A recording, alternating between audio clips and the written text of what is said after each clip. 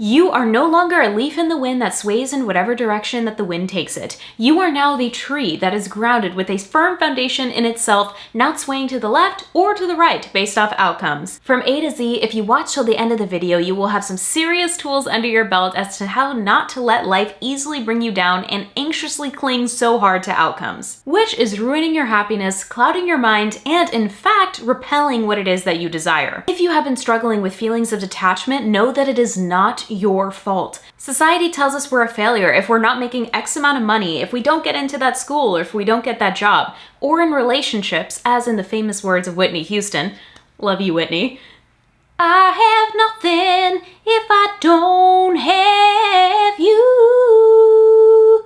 Okay, probably really butchered that, but actually it's the opposite. You have everything without the other person. In this video, I'm gonna show you how. Step 1, fall in love with yourself. You are the center of your own world, not somebody else. You cannot make a person, place, or outcome the center of your existence. Change this obsession with an outcome to things that you can control, because if not, this thing has full power over you and your emotions. You might say, well, if I get this guy or girl, wouldn't I be happy because I would be with this person and they'd be making me happy? No, because in the same sense, if this person doesn't text you back, maybe doesn't want to go on a date with you, etc., you actually give them the full power to make you unhappy as well. You let this person hold your heart in their hand. No, we're taking it back, honey. Come here. You will not find safety in trying to control outcomes. The only safety that we can find is within ourselves. Your actions are the only variables you can control. For example, if you went to this job interview and you did your best and you showed up prepared, then whatever happens after that is out of our control. And the fact is that you know that you showed up, put in your best effort, and that is the only outcome that we can actually guarantee. If you went to a job interview and showed up prepared and professional and you did a great interview, if you went on a date and showed up as your best self and had a good time, that is all you can control. All you can control is that. We cannot control the outcome of how things are going to be. If you don't get that job, well, then that job wasn't for you. If you don't get that relationship, well, then that person wasn't for you. Why would we want to be with somebody that doesn't want to be with us? You are deserving of a loving partner. Step 2, reframe your mindset. We're going from a scarcity mindset to an abundance mindset and practicing mindfulness with the negative thoughts that arise. I'm guilty of this. We tend to get into the scarcity mindset and we're like, oh my goodness, if I don't get this job, if I don't get this thing, if this outcome doesn't work out for me, then that's it. There's no other opportunities I can ever have again. And the reality is that there's actually so much abundance out in the world for us. For example, if you don't get that relationship, well, the planet has over 7 billion people on it. If you don't get that job, well, that's okay because there's constantly new job openings opening up every single day online. You don't get into that university, totally fine. There's hundreds of others that you can apply to that are probably even better for you in the long run. Believe that you can find something better because you can. Seek and ye shall find. Also, in a scarcity mindset, we tend to ignore red flags about a situation because we're so attached to an outcome. And being in an abundance mindset allows us to take off those blinders to see an opportunity for what it really is. We open up our minds to all of the other amazing opportunities trying to come into our lives and allow space for them. Speaking of amazing opportunities, this channel is all about self-growth and self-improvement and improving our health together. So if you're interested in any of these topics, please give a big thumbs up to the video and subscribe to my channel as it helps out our small YouTubers and hopefully we can all grow together. Thank you so much for being here. Continuing with mindset, we also need to reframe our mindset in order to detach. You do this by seeing that some bad experiences and bad outcomes can actually be really good teachers for us, and we can actually still learn something and get something out of bad experiences. Self-development speaker and best-selling author Brian Tracy talks about how successful people always find something that they can learn about from every setback. Everything that happens, whether good or bad, can happen for you, not against you. So now I'm going to share with you the Taoist Art of Detachment story, and I'm probably really going to butcher this story, but it goes something like this. One day in ancient China, there was a farmer, and he had a horse to pull his cart. The villagers in his town came up to the farmer and were like, "Oh, Mr. Farmer, you are so lucky you have a horse to pull your cart." And the farmer goes, "Maybe." The next day, the farmer forgot to lock the gate and his horse runs away. And the villagers tell him, "Oh, you're so unlucky that your horse ran away." And the farmer goes, "Maybe." The next day, his horse comes back with 5 other wild horses, and the villagers tell the farmer, "Wow, you're so lucky." And the farmer goes, "Maybe." After that, his son is breaking in one of the wild horses and falls to the floor and breaks his leg. And the villagers go, "Oh, farmer, you are so unlucky that your son broke his leg." And the farmer goes, "Maybe." The next day, all of the young men in the village were ordered to go out and fight in the army. And the villagers came up and told the farmer, "Farmer, you're so lucky that your son broke his leg because now he doesn't have to go fight in the war." And the farmer goes, "Maybe." Basically, the point of the story is that even sometimes bad things can end up being good things for us, and we really can't attach to outcomes so heavily because bad things can end up being really good things for us in the long run. Basically, the point of the story is that even though sometimes bad things happen to us, they can end up being good things in the long run if we detach from the outcomes. Another aspect on mindset is that just because we've had something in our life for a long time does not mean we should still be holding on to it. It's like buying an outfit that we spent a lot of money on and now it's just been sitting in our closet and we've never used it, but we keep looking at it every time we open the closet and we're like, "I'm gonna wear that thing one day, I promise."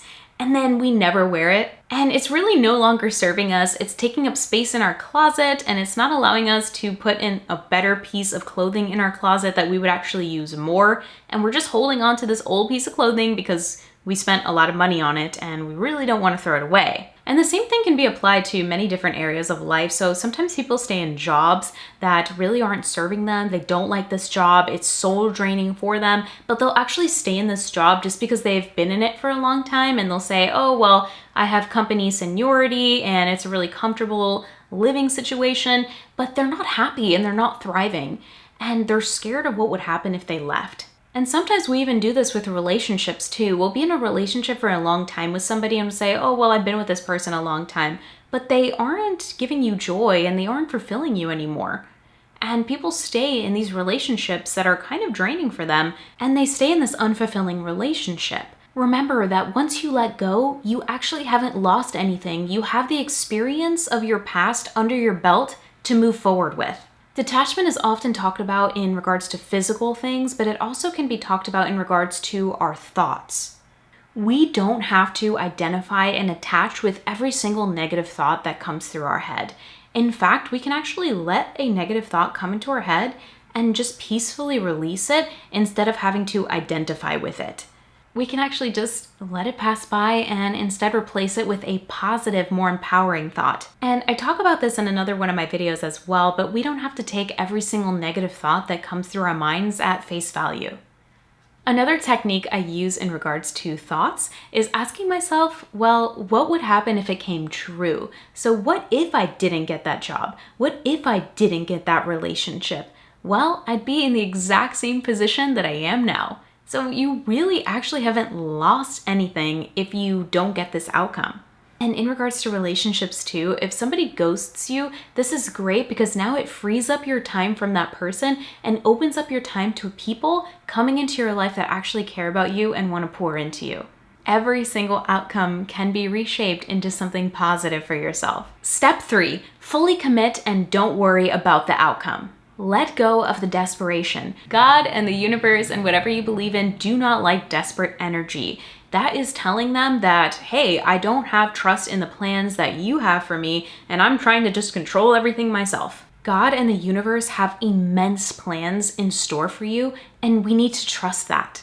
When we so heavily attach to outcomes and we say, I have to get this job, I have to get this partner, I have to get into this university, we actually limit ourselves to the amazing opportunities that are trying to come into our life. Once we release these blinders, we can actually see all of the opportunities once we detach. Maybe an even better partner, a better living situation, or a better outcome is actually trying to come into your life. Also, not only does God, the universe, and energy, whatever you believe in, not like desperate energy, but nor do our partners. It's not a healthy relationship to have this really desperate, overly attached energy. We need to let the other person breathe. Let go of this person's love that you're trying to get so badly and instead give yourself all of the love and attention that you deserve. That way, you won't need it from anyone else. Then you can just simply enjoy that person's presence and let them be truly themselves without needing anything from them. One of my favorite concepts ever on this comes from the book The Mastery of Love by Don Ruiz Miguel, and this book talks about how all of our relationships should be like the same way we have a relationship with a dog. And I'll read it here. The way that we relate with people should be exactly the same way we relate with a dog. A dog is a dog. It doesn't matter what we do, it's going to be a dog. We're not going to change a dog for a cat or a dog for a horse. It is what it is. Just accepting this fact in your relationships with other humans is very important. You cannot change other people, and you can only love them the way that they are, or you don't. You accept them the way that they are, or you don't. We don't try to change people to get them to fit into what we want them to be. When you give space for your partner to be free, they can draw to you like a magnet. But if you're already extremely attached to somebody, they have no space to come closer to you. Step 4, be aware that sometimes these anxious feelings of attachment can come from childhood, but now as adults, we have the power to reshape these feelings and let go of this need for approval. If you maybe had a little bit of a rougher childhood, or maybe you didn't get the love that you needed when you were a child from a parent, you might be trying to seek out this love from your relationships. Know that you are grown now and can give yourself 100% of the love that you ever lacked.